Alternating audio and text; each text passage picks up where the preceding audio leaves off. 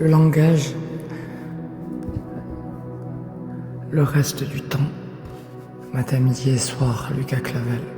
Le langage, c'est une chose qui m'a toujours fasciné. D'ailleurs, c'est l'une des raisons qui m'ont poussé à écrire. Transposer la parole dans une forme d'expression sans voix, dans laquelle chacun peut s'identifier. C'est un outil, en tout cas, une aptitude qui peut être fortement érotique au sein d'une relation amoureuse. J'ai parfois même ce sentiment qu'il est presque un contact physique. Je peux effleurer, caresser ou même brûler l'autre avec mes mots.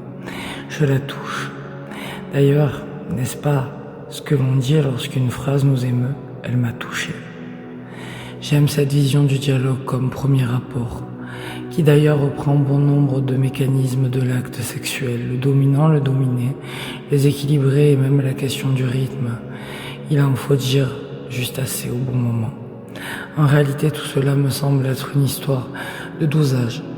Je parle trop ou trop peu. Parfois même, je ne dis rien. Et dans ce rien aussi, que je le veuille ou non, j'en dis beaucoup.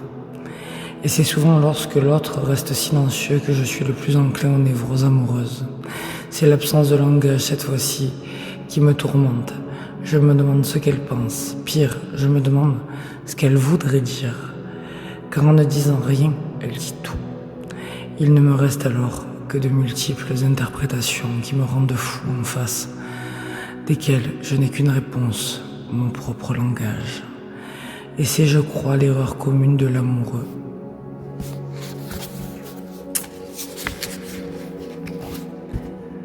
Que de ne pas savoir rester silencieux lorsque l'autre en a besoin.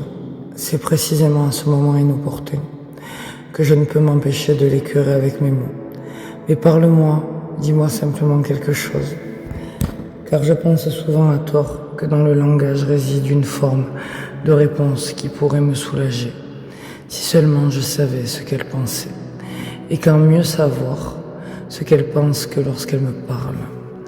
En fait, je ne suis qu'un enfant naïf corrompu par l'idée fausse que si elle m'aime alors, elle me le dit. Tout comme mon « je t'aime » ne semble avoir une réelle valeur que lorsqu'il est suivi d'un mot aussi. Je t'aime, c'est l'orgasme de notre relation linguistique où les mouvements du corps sont remplacés par les balbutiements phonétiques.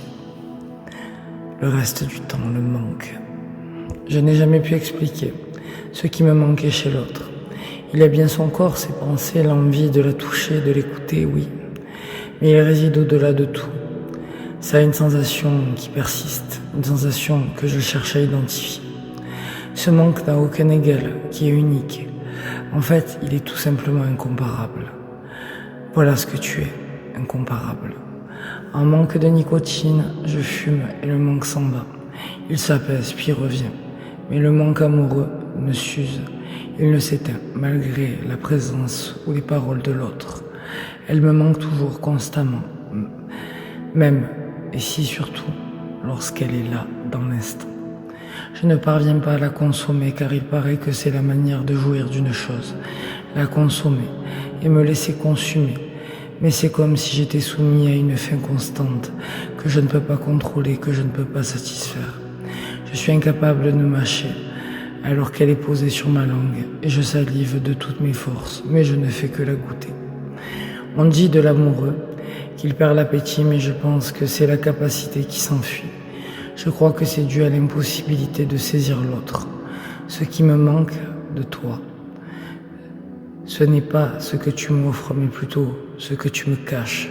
Ce vrai toi, un peu lâche, apeuré, cloîtré, dissimulé derrière ces apparences que l'on nomme.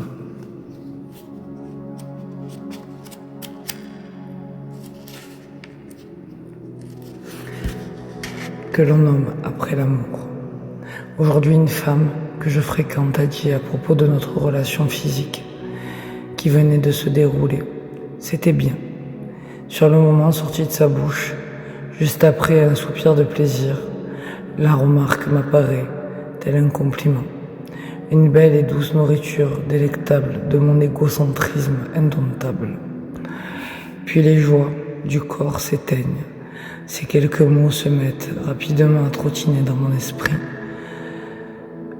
perdant tout sens à force de répétition pour finalement aboutir à une notification insultante. C'était bien. Ce jugement sur la qualité d'un ébat, imaginant une règle de mesure et dénaturant à jamais l'aspect unique d'un contact amoureux donné à l'homme comme récompense d'un devoir minimum. Mais le pire reste à venir.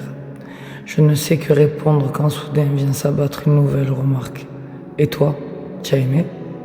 Je suis tétanisé. Je sens l'incompréhension me gagner.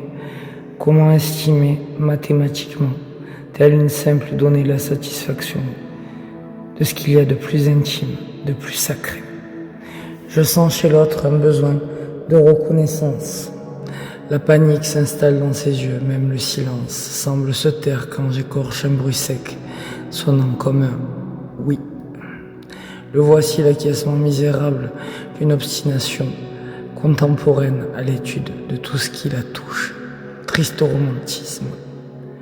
Tu me fais vieux. Lucas Clavel.